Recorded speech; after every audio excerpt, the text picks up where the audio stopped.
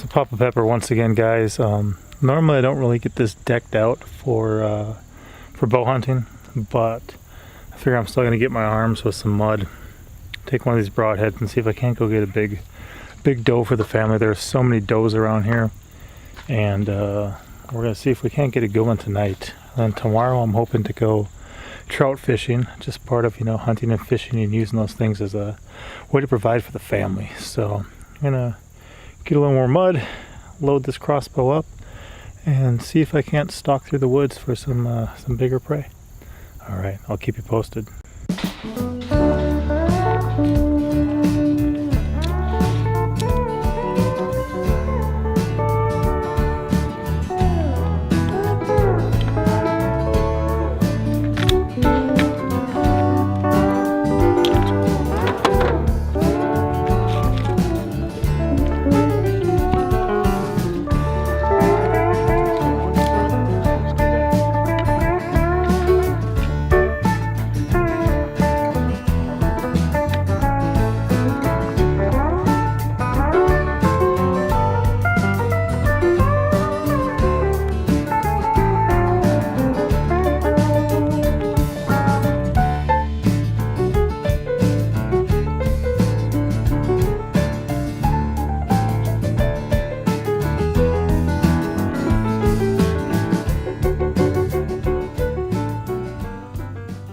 So if you saw that intro there, you know, sometimes you get all dressed up, you get all ready to go. I'm not really one to sit and wait for a deer.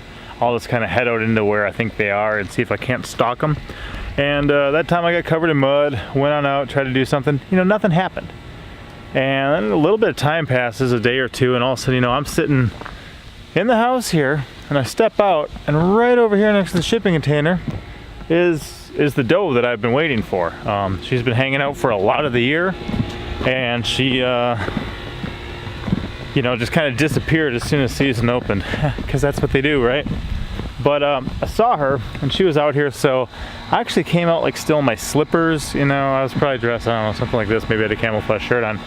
But from right about here in my driveway, you know, there's my driveway heading down, I was able to line up a shot. She was over just past that funnel ball, and I kind of crouched down and I took that shot. And you know, you can't really see with as quick as things happen through the scope exactly what all went down. So she takes off. I set down the crossbow. Thank you, son. I set down the crossbow and I start making my way out.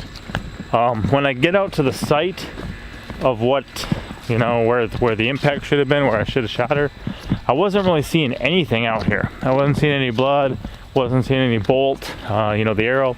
I wasn't sure, so a lot of this is kind of thick and different. So what I did is I took off into the woods, you know, again, still with my slippers on.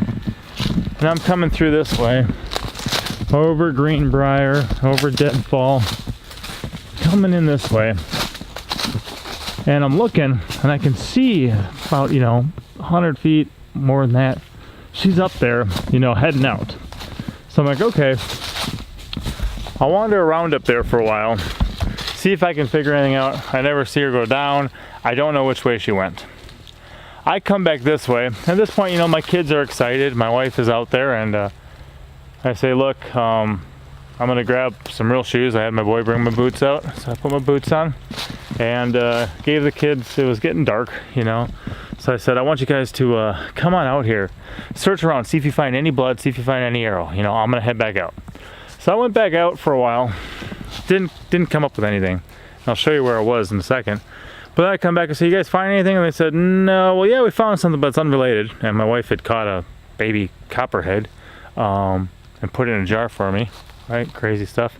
And I looked around for a bit and I found half of the bolt. So it snapped off and I looked and I'm like, this looks like it has hair and blood on it.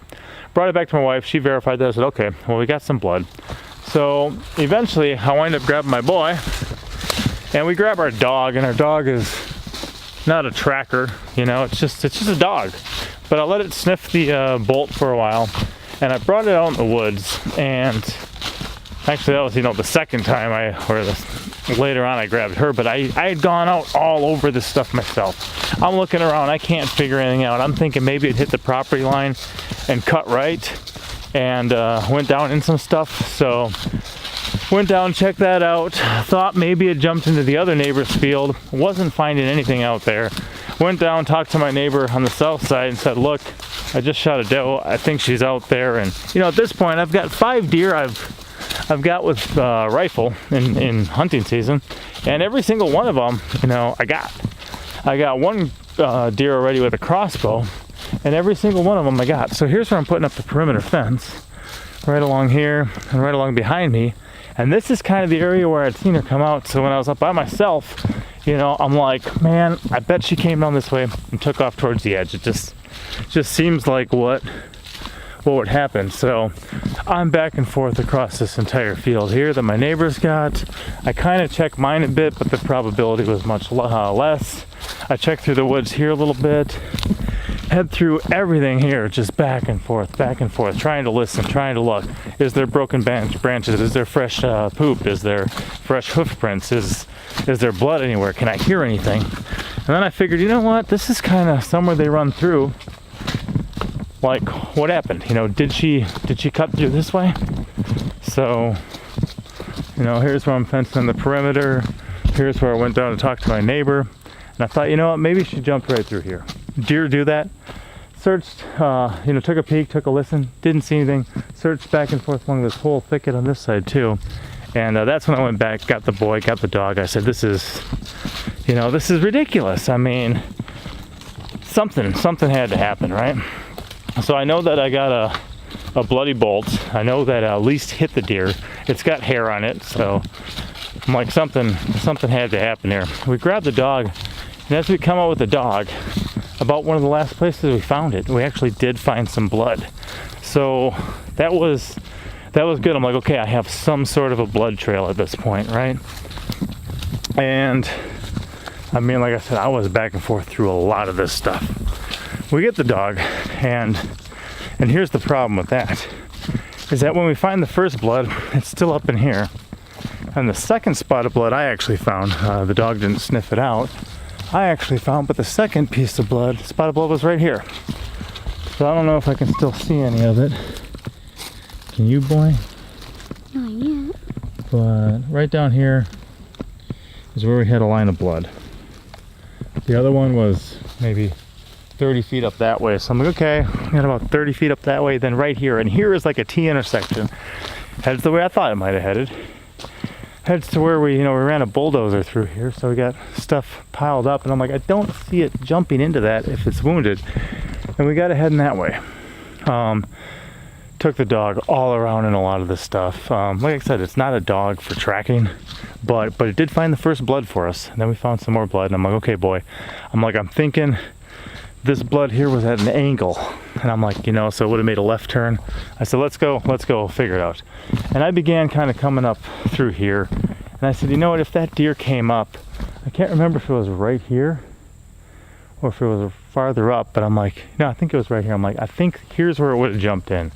So, I already talked to my neighbor, already told him I was heading around trying to figure out some stuff, and worked our way up into here, followed it down for a while, found some old tubes, some other things, then all of a sudden we found blood. And by this point it's dark. We're in there in the middle of the night.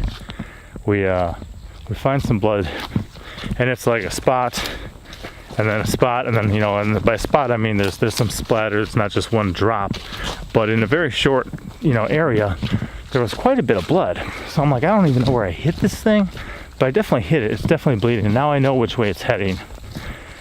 We had been camping actually right there for about a week on our land too, so I'm like, I don't think it's heading that way. We're working our way through here, find the blood, find some stuff. Eventually we make it out to the field on the other side here, and that's when me and my boy were just working our way through the field.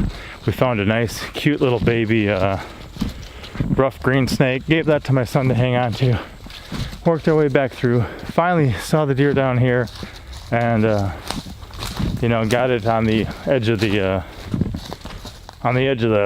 woods on the other side. It was through this way, so it made it through the whole woods over here, down into the field there. The field on the other side's a lot like this one behind me. And by this point, man, I know I didn't get done cleaning the deer till it was like 12:30 at night before I finally had things all quartered up. And I know I shot it, you know, before sundown, which would have been like a 7 o'clock hour type thing. And I bet it was 2.5 hours, maybe. Maybe it was 9:30 or so before I even actually had that deer and got it. And a small area I was checking, there was only so many different possibilities, and I've never had to track a deer before. I guess the first one I ever shot, you know, it ran a bit. We didn't really find any blood. Eventually we just found it laying nearby, but the rest of them I've pretty much been able to watch. You see where they run, you see where they fall. Even the first one with the crossbow, which was a young button buck. So it was different for me to actually have to chase, you know, try to trail a deer through the woods and to find blood and go through these long sections of no blood. So I know up in Wisconsin, a lot of the hunting seasons during winter, you have snow. Snow is white, blood is bright red.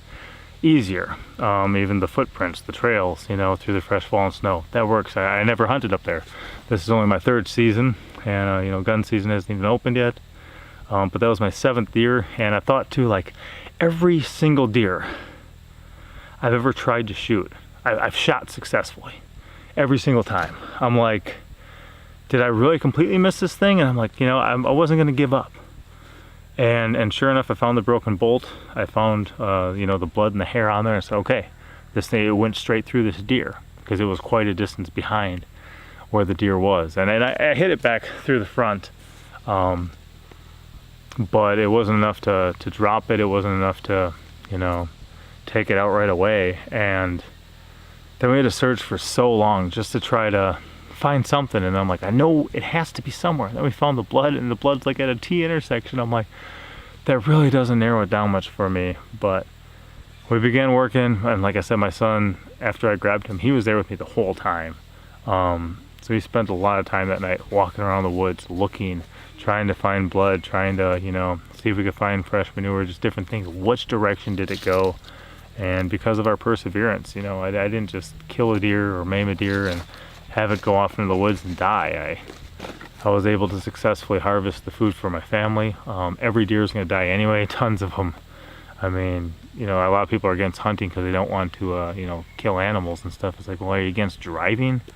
I think a lot of times driving kills a lot more animals, you know, in car accidents than hunting does. And, you know, when you hit it with a car, it just dies a horrible, tragic, you know, death. Hunting is quick.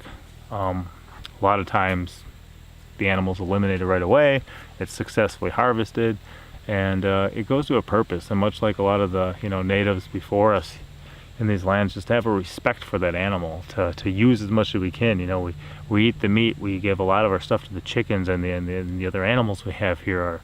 Our dog uses some of the bones as chew toys, you know, and just for its teeth and for calcium and things. We make bone broth out of it. I tan the hides and figure out all that type of stuff. And just make a use of it. So anyway, just perseverance is kind of part of what I wanted to share about right now. I so much in my life, including trailing deer, I have no experience at. I just haven't done it before. It's what I feel needs to be done at the moment, so I go ahead and I do these things. And you know, we can give up at any time, but when you persevere, that's when you really reap a harvest. That's when things really happen. You know, even in this situation, I could have given up at any point in that thing. You know, some may say I even, you know, if I was unsuccessful, everyone would have said I should have, but we got it. So boy, thanks for your help. You know, we done good. And I just wanted to kind of share about that experience. And I mean, I could run you through for an hour through the woods and show you everything, but you get the basic idea. You get the basic idea. So I've about come full circle right now. If you're hunting in slippers, maybe put your boots on first. You know, you don't always need to get covered in mud. Sometimes you can just step outside with your crossbow or gun or whatever you're hunting with. But it's all right too. And then, you know, that deer too is a good sized doe. We've seen her around a lot this year. She's been hanging on the property. This property is getting fenced in, and you know, there's plenty of open pasture land and open woods and open things off of our little small area that deer can run and roam and reproduce, and they can still hop the fence and get in, you know. But I'm running the perimeter fence. We're gonna fence this all in. Our sheep and our goats are gonna run through some of these areas too, and eventually the deer was not gonna be on our property anyway. So while she is here, if I can use that as a benefit to my family, I'm glad. I'm happy for that. And again, just some nice, trustworthy meat source, because a lot of places, I mean, you know, there's no GMO massive corn growers for who knows how long out here, where in some states, I mean, that's all the deer eat. So we're happy about it. It worked well, and that's about that. All right, thanks for hanging out. As always, I'm Papa Pepper, and I'd like to remind you, don't post for free. If you'd like to be part of a revolution in social media, an economic power to the people where users can actually blog for cryptocurrency, then I'd recommend that you check out steemit.com and join the revolution. Papa out.